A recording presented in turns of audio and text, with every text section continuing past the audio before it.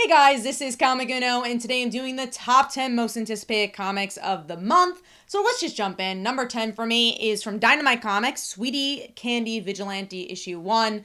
I did not hear about this book until I was making my pull list, but it just visually looked really cool. Kind of had this slasher horror vibe to it, but also almost a I Hate Fairyland style because it has that bright feel to it. So honestly, just the visuals kind of sold me on this one. So that's number 10 for me. Number 9 is the Cabinet issue 1. I love when characters come from different backgrounds and we get to see them collide, very different personalities. So we get to see this football player character and then this other girl come together and to like fight magic, from what I understand. And honestly, it just kind of sold me on that. I love a good, surprising indie book, so that is why that is number 9. Moving on to number 8, which is What If Venom issue 1. I just also, again, I guess it's all about character designs this month. I really like the character designs for some of these characters becoming Venom. She-Hulk in particular, I thought looked really cool. I'm mostly interested to see where the visuals go. And I've been liking the What If stories for the most part. In their one-shots, they're just kind of something fun to read. So that's number 8 for me. Moving on to number 7, which is Woman of Marvel issue 1.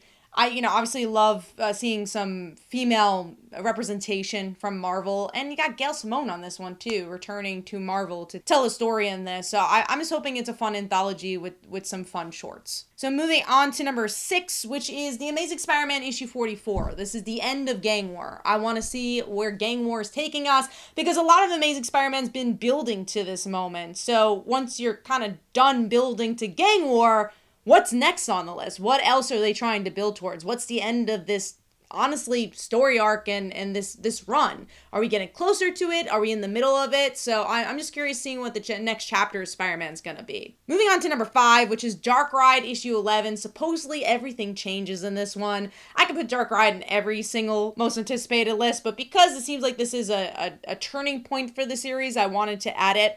I love this book. If you guys don't know what it's about, it's about theme parks and a devil theme park, and there's a lot more family drama in that. But Joshua Williamson always, and just the whole creative team that has done Birthright in the past, just aces it. And this book is just so much fun to read. Moving on to number 4, which is Ultimate Black Panther issue 1. I want to see where the Ultimate Universe is continuing to go. I usually don't read Black Panther as a comic book, so I'm also curious to see how new reader friendly this is going to be. I really liked Ultimate Spider-Man, so I just want to see that gravy train continue with Black Panther and X-Men as well. Moving on to number 3, which is Firepower issue 30. I don't remember if this is in another most anticipated list, but this was delayed. So this is the last issue of Firepower. I've been reading it since the beginning. I think it's a solid series. I like martial arts, and I want to see how they defeat this dragon. And one thing Kirkman's really good at doing is having your jaw on the floor for any finale. So whatever you're expecting, it's going to be a lot different for this finale. So that's what I'm also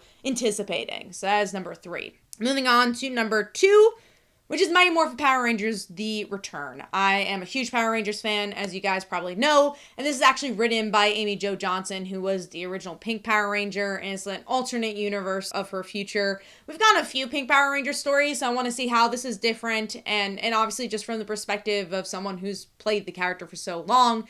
And if you guys have watched my Kickstarter videos as well, this is originally a Kickstarter comic book, so to see those audiences blend, it's one of my favorite things to see. So I'm also happy they're doing something in the direct market. So that's number 2 for me. And moving on to number 1, I usually do like end of arcs or beginning of a new series, but I feel like issue 1 was so mind-blowing and different that I literally don't know what to expect with issue 2. Ultimate Spider-Man issue 2 is my number 1 most anticipated, just because I really love that first issue, and I continue not to know what to expect with the series. So I kind of had to sneak this one in there just because I loved the first issue that much.